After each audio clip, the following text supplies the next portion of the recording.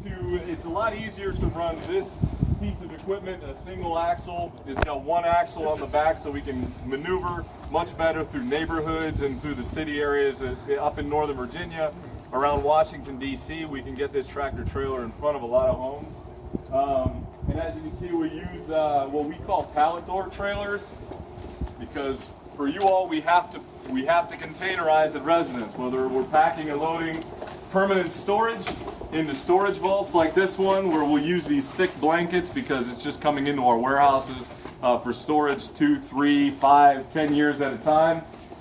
So we can load these directly at residence, just like our lift fans for the international shipments, also loaded and sealed directly in front of the customer's home. We don't run flatbed trucks anymore because especially around here during the summertime in Virginia, thunderstorms can come out of nowhere, and wind and rain, and it's nice to just be able to close these doors because if you've ever seen 3 or 4 grown men try to throw a tarp over lift fans on a truck in the middle of a windstorm, it's pretty hilarious. It doesn't work out very well. So these work very, very well for us. Just an example, we also use these for the AIDA boxes. So anytime any Kinshasa's here today, this is what we use for anything that we're shipping via air, the HHE via air to Kinshasa or any of the other, some of the landlocked countries that we go to where ocean is not an option. We can still use this equipment. This last truck is the exact same thing, just a little bit smaller. We call these straight trucks, and these are city friendly. So this is something we can use in Washington, D.C. A general rule of thumb is I think this is the kind of truck that can pretty much go anywhere a garbage truck can go. So they can go everywhere to pick up, to get to people's residences, so we can get to pretty much anywhere with these to help us and avoid shuttle charges.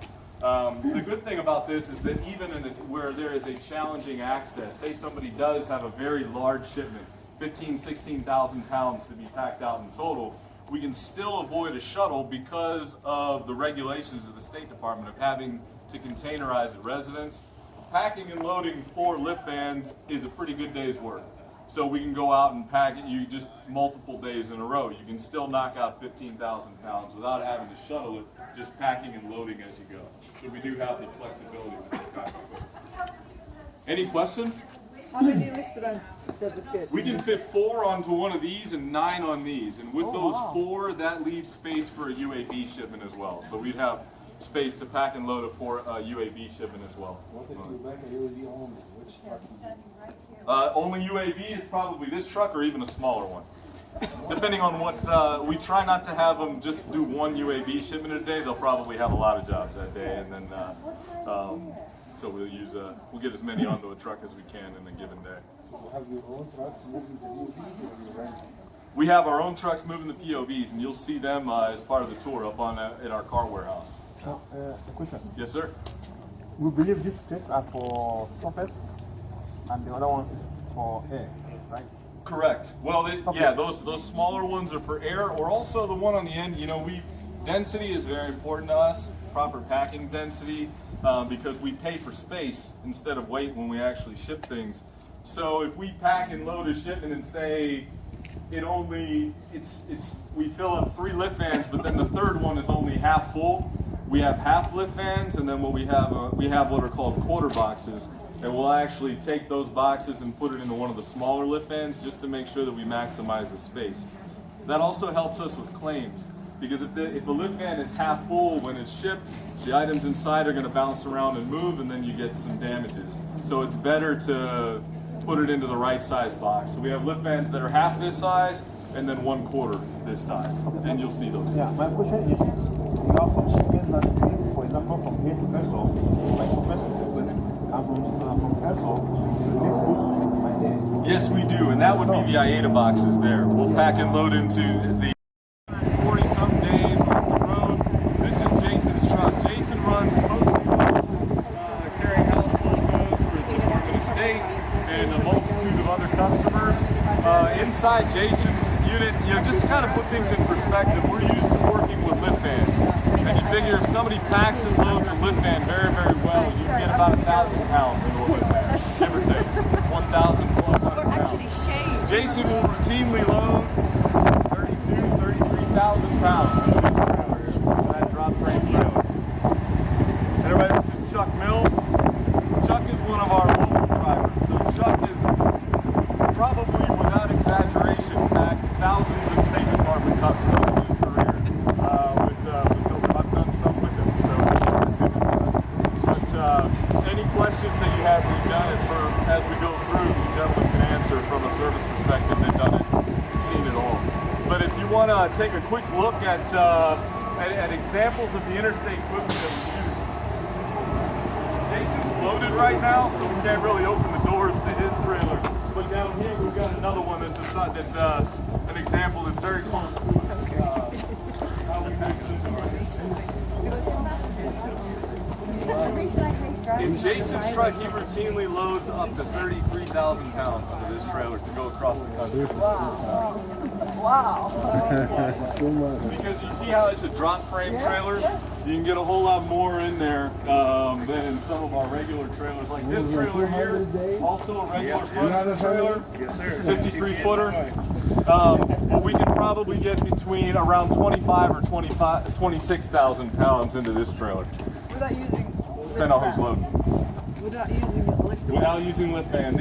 Anything that we send interstate is all loose loaded. Yeah. We'll mix multiple shipments together. It's very rare that somebody has enough to fill up one of these themselves. And then later on today, at the end of the tour, we'll give you guys an opportunity to ride in some of these big trucks. Take a short ride around in these big trucks so that you can kind of see what it's like. It's especially neat inside Jason's because he kind of lives in that tractor, for 240 days a year. So it's a little bit more spacious and very nice in there. Any questions before, if you all want to take 5 minutes and get some pictures and take a look at the equipment, ask the guys any question, then we'll take up, we'll continue the tour and go up on the hill and check out the warehouse.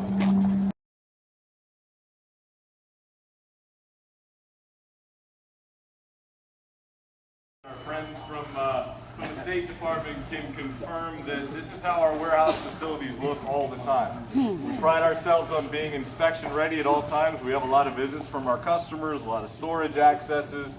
So this is how we keep our building. While the official name for this building is W Building, nobody calls it that. This is Scott's warehouse. He's accountable for everything that happens here and takes a lot of pride in it. So any questions that you have, he can answer them on this tour. This is a warehouse, the storage vaults that you saw on the truck down there. This is where a warehouse where we would store domestic perm storage and a lot of domestic storage in transit, SIT. But these are the kind of vaults that the State Department clients, perm storage and their belongings are being packed and loaded into residence, and this is where we store them. Behind you and off to your right, you can see the racks that we use to store oversized items, sofas, and anything that won't fit inside a storage vault. The reason that the sofas go into the racks, although many of them would fit inside a storage vault if you turn it up on end, if you store a sofa up on end for 3 years or 5 years, if it's got any padding on the arm, it's going to come out flat, and it never comes back again. So it's better to store them on their feet rather than upright, which is why we put them in the racks. Obviously, the ladders, we put those racks there to get them off the floor so that we're able to clean under them. It's the best. We actually worked with somebody to build those. We had those manufactured for us and designed. If anybody knows a better way to store ladders, let me know, but we've never figured anything else out. That works pretty well for us. Any questions? This lift van size is bigger. Slightly bigger. These are 240 cubic feet versus about 200 cubic feet for a lift van. Yeah, so we can get about 1,200 to 1,400 pounds inside one of them. So those are the items that was packed in DC area? Yes. Okay. Many of them. A lot of this is SIT from all other parts of the country. In fact, you'll see more of the permanent storage.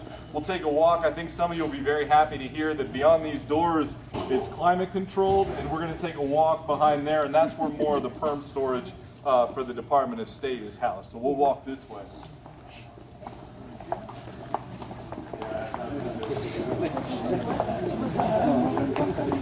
I used to work for.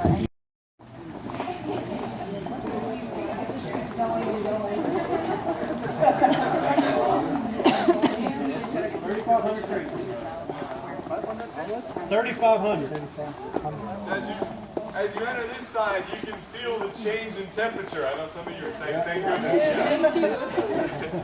The reason why it's important to have temperature-controlled storage for long-term storage especially is because when you live like on the east coast of the United States, the temperature changes drastically. It gets very, very cold in the wintertime. It gets very hot and humid during the summertime, extremely so. And that is not good for work furniture. If it's exposed to that, the wood and the furniture expands and it contracts with the heat. And if something's in storage and it's gone through those expansions and contractions, it's going to come out broken or loose. The joints are loose, and that's where you run into claims issues. So this is something that we, as we build warehouses, this is something that we do. We're actually keeping all of our newer warehouses temperature controlled. And as you can see by the placards, this is where a large amount of State Department storage is housed. Any questions? This is also a nice area for our accesses. So many of the State Department customers will go from post to post, and maybe they were at one post that was furnished, so they left a lot of things in perm storage. Their next post might not be, so they need to come in and do an access of their storage, figure out what they want to take with them and have shipped to the new one. It's nice for them to be able to come up and be set up in the back of this warehouse somewhere, calmly go through things, again, out of the elements with our guys back here versus on a warehouse dock when it's either very hot, very cold, and it's more difficult for them. So this is a nice facility to use for that as well. So what they do is they take our boxes and then you put them into a Correct. Yes. And whenever we do those accesses, either they are present or a State Department inspector to manage the problem. And that's a huge reason why, obviously all of you know the importance of bingo sheets and doing very detailed bingo sheets and inventories. It comes even more into play in the DC market where we have the perm storage involved, because we do have many times a State Department inspector tasked with accessing a customer and having to act on behalf of that customer to pull the items that they want when they're not here. If you don't have strong inventories and strong bingo sheets, there's a lot of room for error there. It is important. We're going to come out this side and then check out our car warehouse.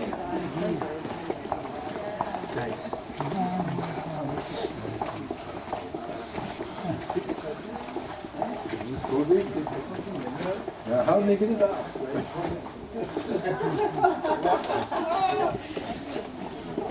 Yeah, how you get it down? How you get it down? One by one.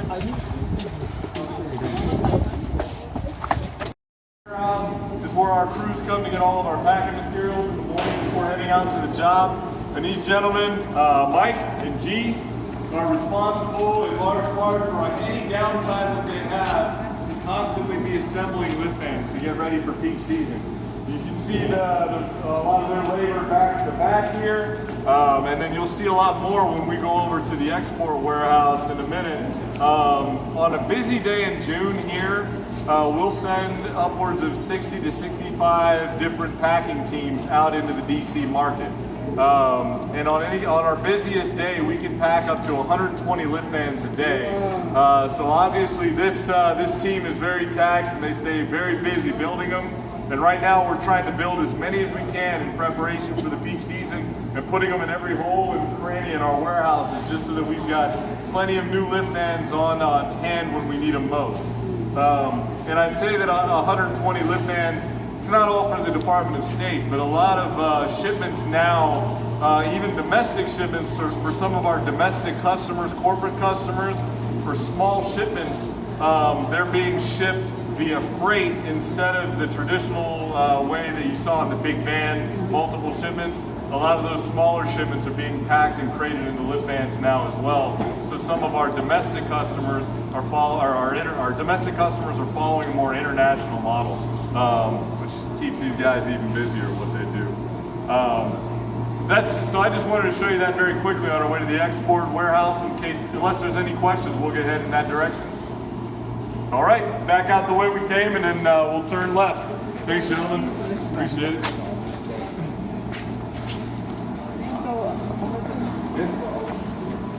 This is a lift pad, yeah, so they've got the plastic and they can just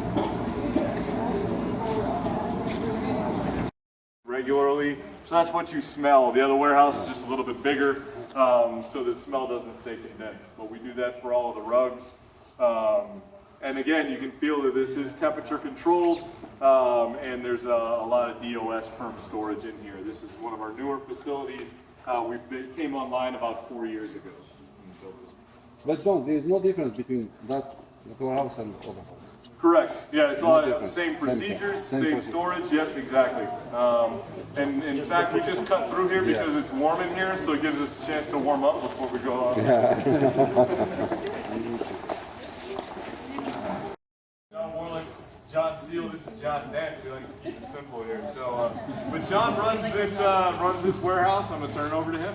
Yell John and somebody will come. First, I want to introduce my crew. Some of my crew is Derek, Keith, and Balzell, and you'll meet Manfred later. And I've got night operations that aren't here yet. I've got several displays up.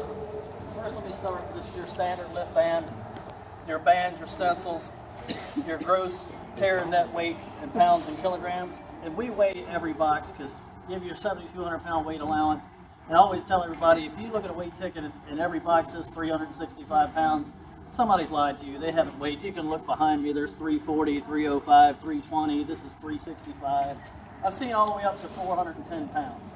So if you lose 50 to 100 pounds from the tear weight being incorrect, that might be the last little bit of stuff that you really wanted to ship, but they told you couldn't because you're at your weight allowance. So always, that's something you'd always want to check to make sure they're actually getting true weights on all their empty boxes. Any questions on that so far?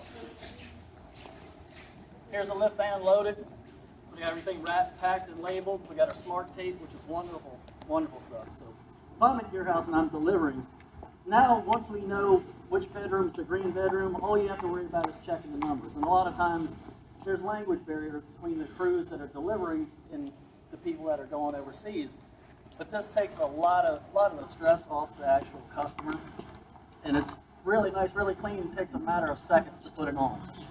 And then that way, too, if I'm delivering, most of the time if I grab 2 book cartons, one's going to the basement, one's going to the 3rd floor. It makes it easier on the crew, it makes it easier on the customer. We have our bingo sheets. Everything that's put in the lift van is marked, every number. So if somehow customs wants to see a certain box, they know which one of the lift vans it's in. If you have 6 or 7 lift vans, they know I'm looking for piece number 53, it's in lift van number 4. And they just check that instead of trying to pull everything out. And they're not professional movers, they're customs people. You know, they're going to try to get it back, but maybe not. We have our barcode inventories. All our inventories are electronic. Really nice. I think it's way faster than handwriting an inventory, and you can read it. Personally, I have the handwriting of a doctor. You don't want to see my handwriting. Like, what is that? But it's so nice. It's like it's so much quicker. I can email it directly to you. I can upload it to our server. All I've got to do is have Wi-Fi. So I can actually, you can have your copies of your inventory right there. They can be assigned electronically. All right. Now this is an empty lift van just to show you volume. What the inside will look like. It's 196 cubic feet. Lined in plastic. Caulked on the outside now per the new contract. It used to be inside, now it's outside. But I always say in this business, we live in a world of I can't because. That right there, most people look at it and say, that can't go. That is the exact same pole as this pole. A lot of people say, oh, it won't go. It will. 9 times out of 10. But in this case, we can always extend the box and make it a little bit longer. I know for the contract, y'all need to use the sofa boxes. But if you have an item, all you have to do is lengthen the box as long as you're using the heat-treated wood. Any questions? Now, I know this is a big group, and anytime you want to just come to me and ask me something through this, that's fine. If you don't want to ask in front of everybody, that's fine. I've had that happen several times. Like I said, with this one, I've done 2 sofas. That's doesn't pertain to your contract, but it's a neat little display of what we can Love do. seats though, right? Not so. Well, that one's a love seat, just, so you, But you could get you'd extend it for a regular. yeah, sofa. for a regular sofa, but Yeah. this is something that somebody discarded, so we, Yeah. it's something that's not anybody's furniture, so all we could get was a love seat, so but Yeah. it works for display purposes. Perfect. And here we have our Lexan. We put in this is what a state sofa box would look like, made out of wood. Any questions? All right, next, another specialty item, Tempur-Pedic mattress. They always have to lay flat. They're stood up. You can stand them up long enough to get them out of the house, but they've always got to lay flat. So if you stand that mattress up, it can't support its own weight, and it settles on itself, and then it never goes back. And the price of Tempur-Pedic mattresses is incredibly high. So we've been, luckily before they came out, we were ahead of the curve on laying regular lift bands down. We just attach boards to the side, flip them down, knock the other feet off, and when we do our weight ticket, we have the dimensions reflect the new height and width. So when whoever's coming to pick it up, or the coordinator's booking a can or however it's leaving, they know how much floor space it's going to take. So why we ended up coming up with this probably decades ago was because of the IATA shipments. These are a list of landlocked posts that everything has to be flown in. They can't be any taller than this box because they have to fit inside the door of an airplane. But yet everybody seemed to have a king mattress. And a king mattress won't fit in here. You can get a queen in, but it has to be diagonal and it eats up a lot of the box. And in this business, density is king because everybody wants to know how much volume are you taking up? How much of my plane, my ship, my truck there are you going to take up? So we started doing this, like I said, decades ago. So before that mattress even came out, we had a solution to that problem. Any questions? Like the smaller boxes, these overflow boxes, again, density. If we get to the end of your shipment, and we have 8 medium cartons left, they're going to go in here. Or if you have your 2,500 pound consumable allowance, food is extremely heavy. Even if there's a lot of paper products in it, most of the time that's the biggest box you're going to need. Sometimes it's this, if it's a lot of canned food, bottled water, but we're going to make it as small as possible to keep the cube down for shipping. No thank you. So, but we've adopted it. It's an amazing box. It's got the eye bolts, and it's got the track for the wheels. We drain the fluids out of the gas. We disconnect the battery. It's got 4 strapping points, and once we get it in, we've got these blocks that we put in front and back of the tire and secure them in, and then build the box around it and band it, and then it becomes piece number 6 or piece number 7 of your shipment.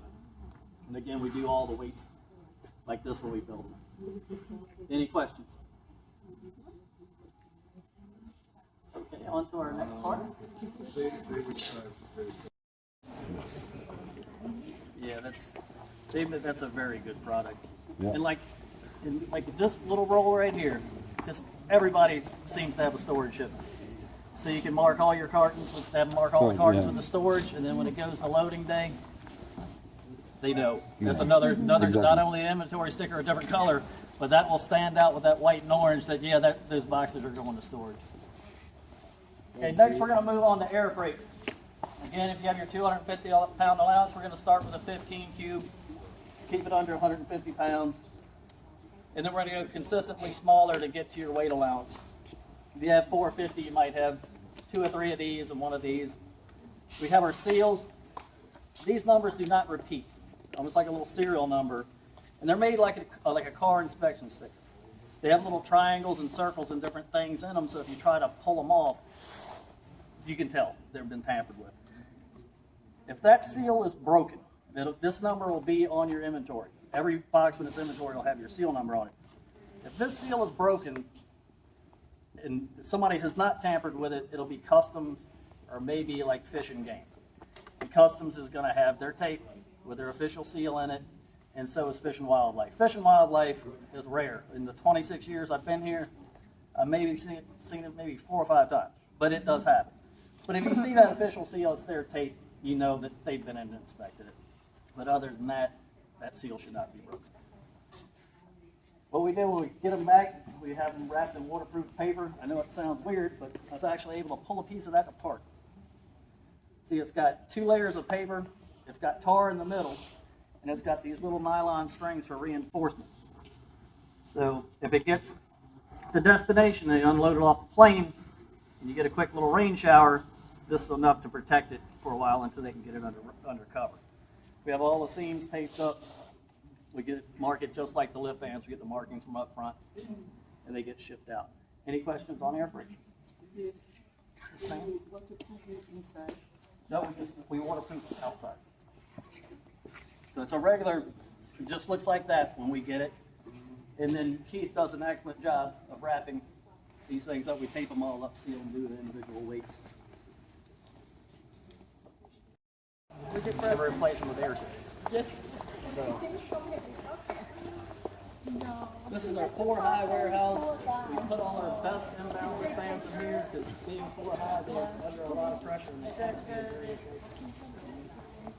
And as you can see behind me, the inbound is all different shapes, sizes, waterproofing material. And actually, for the first time the other day, we got a duffel bag as an air freight shipment. That was the whole entire air freight shipment was that one duffel bag.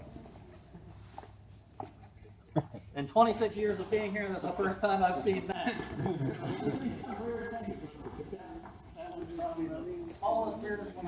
Someone asked earlier where we load the containers out of. Usually during peak season, we'll have 4 containers loaded parked here every morning, either unloading or reloading lift fans. So this is where all the containers come. Well, not all of them. We've got some other doors over here, but this is where most of them come. And also the trucks to take the air freight and everything. They back right up to these doors.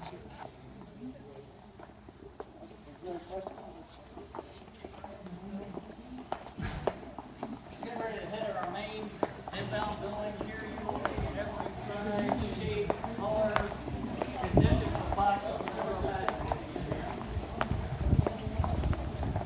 Some rows will have like 40 boxes. It's really small, all different sizes.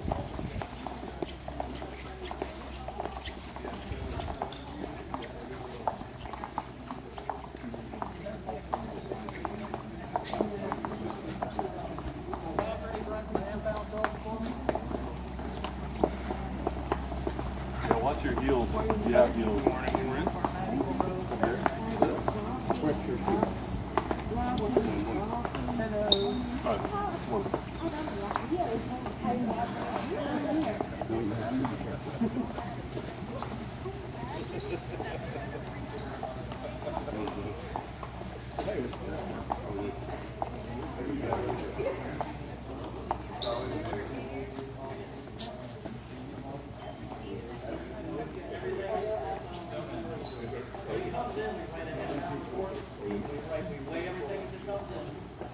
Write the dimensions on it.